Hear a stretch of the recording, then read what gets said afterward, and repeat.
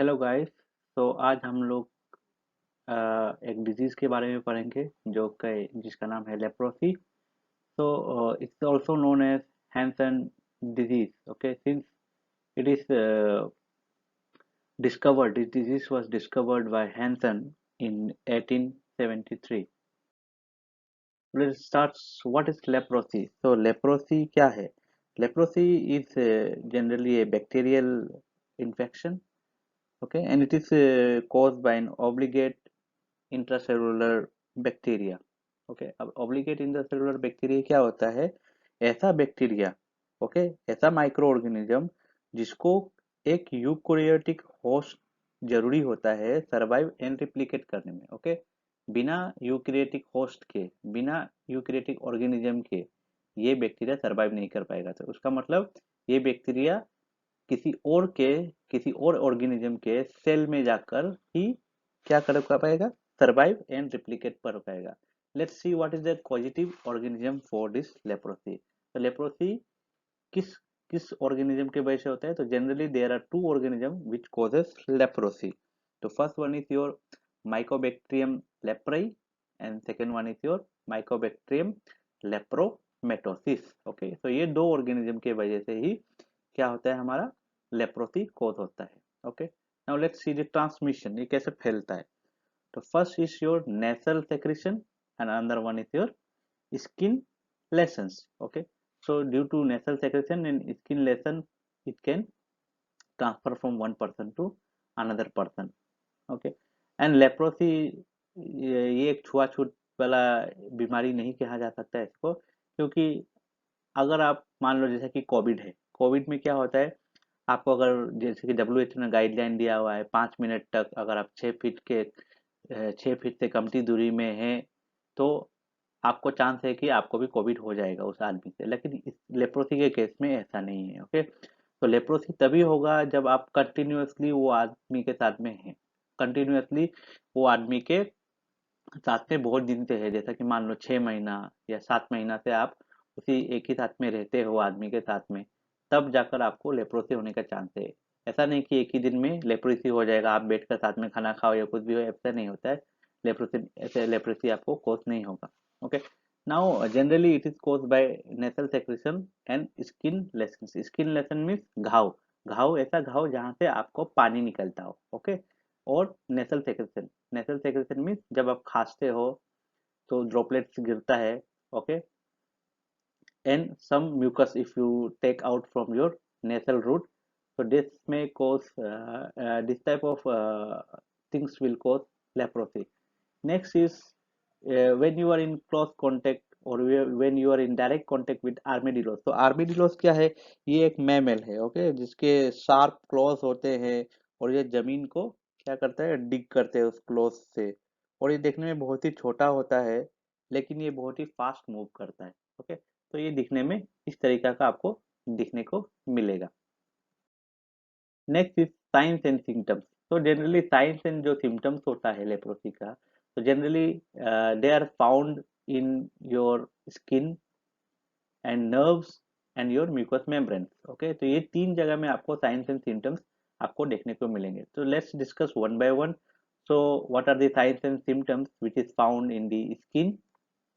Okay, तो first one is your discoloured patches of skin. Okay, तो आपके skin में जो होगा डिसकलर्ड पैचेस होगा, आपका स्किन का जो कलरेशन, जो डर्मिस लेयर का जो कलरेशन रहता है वो चला जाएगा। ओके, तो वो आपको देखने में पैचेस जैसा लगेगा, जैसे कि ये फिगर में आपको दिखाया हुआ है। सेकेंड, आपका स्किन बहुत ही ड्राई होगा, there will be a dry skin. तीसरा होता है आपको painless ulcer on the soles of feet. Okay, तो आपके पाँव में अल्सर्स होंगे जो कि जिसमें आपको दर्द फील नहीं होगा इतना। ओके, अल्सर्स दिखने में ये जब फिगर में दिखाया ऐसा होगा लेकिन आपको दर्द उसमें इतना फील नहीं होगा। Number fourth is painless swelling on और lumps on the face and earlobes. Okay, तो आपका जो एयर लोब्स होगा, कान का जो लोब हो, कान का जो मुलायम वाला पार्ट है, और आपके फेस में लम्प्स और स्वेलिंग्स दिखने को मिलेगा। ओके, स्वेलिंग्स मीन्स सूजन हो आपको देखने को मिलेगा, जैसा कि ये फिगर में आपको दिखाया हुआ है। आंख आंख में हुआ, नाक में हुआ, ओके, कान में हुआ, ये सब जगह में आपको आपको स्वेलिंग देखने को मिलेगा।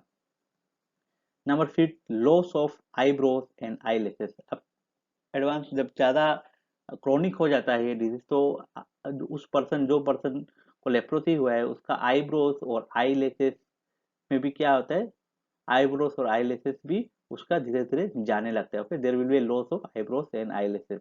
तो as it is shown in this figure, ये फिगर में आपको जैसा दिखाया हुआ है। Okay, so now next move on to the nerve related symptoms. So there will be a numbness. Okay, there will be a numbness of the affected area of the skin. Okay, तो आपको उस particular area में numbness होता है। तो इसमें आपका क्या, इसमें प्रॉब्लम ये है कि जब भी आपको लेप्रोसी होता है तो पर्टिकुलर एरिया में नमनेस होता है, क्योंकि आपको उस जगह का नर्व में डैमेज हो जाता है, और उस वजह से आप हीट या कोल्ड ज़्यादा अच्छा सा फील नहीं कर पाते हो, जिस वजह से क्या होता है, आपका हीट डैमेज या कोल्ड डैमेज होने का ज़्यादा चांस है, क्योंकि आप उस चीज़ को फील नहीं कर पा रहे हो। तो अगर मान लो आपका हाथ थोड़ा सा आग के सामने हो और आप उस हीट को फील नहीं कर पा रहे हो, लेकिन अगर वो आग के सामने ज्यादा देर तक रहा तो आपका स्किन और डैमेज हो सकता है। ओके, तो नेक्स्ट इज मसल वीकनेस और paralysis. so there may be muscle weakness or paralysis due to nerve damage. And third is enlarged nerves, especially those around the elbows and knee and in sides of the neck. Okay, so आपका जो nerves है, जो elbows के सामने है, नीज के सामने है, नेक के सामने है, वो आपको अच्छा से देखने को मिलेगा, वो एनलार्ज हो जाएगा, तो वो आपको एकदम आंख से भी दिखाई देगा। ओके, बड़ा बड़ा हो जाएगा वो। Next is damage in the facial nerve में लीड टू ब्लाइंडनेस। अगर अगर आपके लेप्रोसी की वजह से फेशियल नर्व भी डैमेज हुआ करता है, और अगर ऐसा हुआ तो it may cause blindness also. Okay, now next C the mucous membrane damage related your signs and symptoms. So if there is a leprosy, then there may be a problem in the mucous membrane also. So that includes number 1, a stuffy nose, and next number 2, nose bleeding. So there may be nose bleeding or there may be a stuffy nose due to leprosy. So these are the signs and the symptoms of leprosy. Now let's see the risk factor. So किस किस क्या क्या है जो leprosy का risk को बढ़ा देता है। Okay, number 1 is close contact. So you always know any infectious disease, in any infectious disease close contacts are the risk factor. Okay, कोई भी infectious disease में आपका close contact जो होता है वो एक तरह का risk factor होता है। दूसरा है age between 5 to 15 year and older than 30 years. तो ऐसा व्यक्ति जिसका एज 5 से 15 ईयर्स है, बच्चे लोग हो गया, टीनेज लोग हो गया, बच्चे और टीनेज लोग क्या होता है, लेप्रोसी से ज्यादा प्रोन में रहते हैं, मीन्स लेप्रोसी होने का चांस उन लोग को ज्यादा रहता है। And then it comes to 30 years, above 30 years वाला को भी लेप्रोसी होने का ज्यादा चांस है। Okay, so it is just like a bimodal. Okay, दो सीजनल जैसा है गया, 5 से 15 ईयर्स के बीच में और फिर 30 ईयर्स के ऊपर वाला लोग को ज्यादा होने का चांस होता है। Next is immuno suppression. ऐसा व्यक्ति जिसमें जो कि इम्यूनो कम्प्रोमाइज है। ओके, ऐसा व्यक्ति जिसमें इम्यून सिस्टम कम्प्रोमाइज है, जो उसमें इम्यूनिटी कम है, जैसा कि कीमोथेरेपी, जो कीमोथेरेपी ले रहा हो, कैंसर कीमोथेरेपी ले रहा हो, और एड्स वाले जिसको एचआईवी पॉजिटिव एड्स है, जिसको एड्स एचआईवी पॉजिटिव है, तो उस टाइप का पर्सन में क्या होता है, इम्यून सिस्टम वैसे ही कमजोर होता है, तो उस टाइप का पर्सन में आपको लेप्रोसी होने का रिस्क ज्यादा है। Okay, next is genetics. Okay, ऐसा पाया गया है कि कुछ लोग में लेप्रोसी ज्यादा होता है और कुछ लोग में लेप्रोसी कम होता है। so that shows that there are some genetics. Okay, that shows that there are some genetics involved in the causing of leprosy. Okay, so next, pathogenesis. So generally the bacteria enters through your nasal root and it invades the epithelium, and then it enters the peripheral nerves, and then it resides inside your Schwann cell and grows inside your Schwann cell slowly.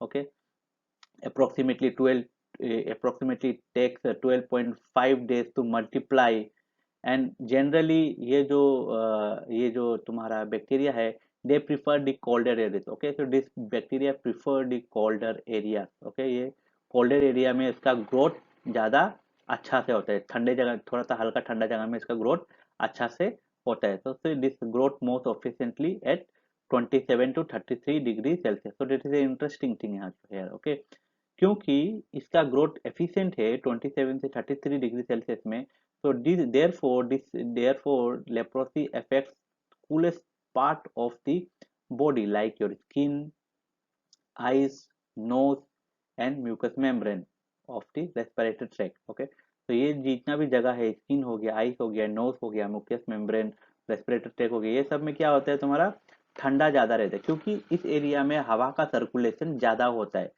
और ये हवा के contact में, air के contact में ज्यादा रहते हैं। Okay, so this areas will be in close contact with the air and therefore this areas will be little bit colder when compared to other parts of the body. Okay, let's move on to the classification or types of leprosy. So first one is your tuberculoid leprosy, which is also known as bacillary leprosy. So in this tuberculosis leprosy you can find hypopigmentation। hypopigmentation means आपका discoloration, जो भी आपका pigment है body में, ठीक है, dermis layer में जो भी आपका पिगमेंट है, मेलानिन पिगमेंट है, तो उस मेलानिन पिगमेंट में क्या होता है आपका, वो मेलानिन पिगमेंट कम हो जाता है कुछ कुछ एरिया में, तो हाइपोपिगमेंटेशन। तो इट में बी दिस हाइपोपिगमेंटेशन में be more than generally 5 lesson. तो जहाँ आपको बॉडी में पाँच, चार पांच जगह में आपको हाइपोपिगमेंटेशन देखने को मिलेगा in case of tuberculoid leprosy. And sometimes this hypopigmentation may be in one area। okay, so this is known as single lesion possibacillary। Okay, तो इफ द हाइपोपिगमेंटेशन, अगर आपका हाइपोपिगमेंटेशन एक ही जगह में है तो उसको क्या बोलेंगे, single lesion paucibacillary. And if it is more than 5 lesion, if generally it will be in more than 5 lesions will be there. Okay, next is your lepromatous leprosy. Okay, lepromatous leprosy is also known as multibacillary leprosy. और ये leprosy this are very highly infectious और contagious. Okay, ये जो tuberculosis leprosy के compare में ये ज्यादा contagious होता है। ओके, मीन्स कंटेजियस मीन्स जल्दी जल्दी फैलता है ये। Okay, number 3 is borderline leprosy। borderline leprosy have both the characteristic of tuberculosis leprosy and lepromatous leprosy। next, complications and other manifestations of leprosy। तो क्या क्या है complication? नंबर 1, न्यूरोपैथी मीन्स आपके नर्व में प्रॉब्लम हो सकता है। नर्व में प्रॉब्लम होगा तो आपका क्या होगा, सेंसरी लॉस होगा, आपको अच्छा से जो भी चीज गर्म या ठंडा का आपको पता नहीं चलेगा। Next is ophthalmic injury. Okay, ophthalmic injury includes weakening of eyes musculature and there will be corneal tearing and dry eye। so this will be some of the complication related to your leprosy। third one is immunologic reactions। so there may be immunologic reactions which may cause fatigue, fever, arthritis, neuritis, and iritis। Okay, so these are the three complications caused by the caused by the bacteria Mycobacterium leprae during leprosy। Now let's come to the diagnosis। Diagnosis is generally by biopsy of skin। Okay, skin के आपको biopsy लिए जाएंगे। Biopsy जो skin का जो लेशन होता है वहां से जो पानी निकलता है या स्किन का सैंपल लिया जाएगा और वो क्या करेगा, उसको कल्चर किया जाएगा और उसमें देखा जाएगा किस टाइप का बैक्टीरिया, कौन सा बैक्टीरिया, माइकोबैक्टीरियम लेप्रे है या माइकोबैक्टीरियम लेप्रोमेटोसिस है। Okay, so next is histological examination will be there। so there are two ways of diagnosis, biopsy of skin lesion and histological examination। so उसके हिस्टोलॉजी को भी परखा जाएगा। now let's come to the treatment। So first one is your single lesion paucibacillary. अगर आपका एक जगह में आपका हाइपोपिगमेंटेशन है, बॉडी में किसी एक पार्ट में आपका हाइपोपिगमेंटेशन है, तो उस केस में आपको single drug like rifampicin. Okay, single drug rifampin plus ofloxacin plus minocycline दिया जाएगा सिंगल डोज में। Okay, next is your paucibacillary leprosy. Okay, if there is a paucibacillary leprosy means there will be 5 or more lessons। so single lesion में आपको क्या था, एक जगह में आपको हाइपोपिगमेंटेशन मिलेगा, तो उस केस में आप रिफाम्पिसिन, ऑफ्लॉक्सिसिन, मिनोसाइक्लिन का सिंगल डोज दे सकते हैं, एक ही डोज में हो जाएगा, बार बार देना नहीं है इसको। नेक्स्ट इज, अगर आपका हाइपोपिगमेंटेशन 5 या 5 से ज़्यादा जगह में है, जिसको क्या कहते हैं पॉसिबेसिलरी लेप्रोसी, तो इस केस में आपको क्या दिया जाएगा, dapsone daily, they will be giving dapsone plus rifampin monthly for 6 months. Okay, for 6 months they will be giving Dapsone daily plus Rifampin monthly.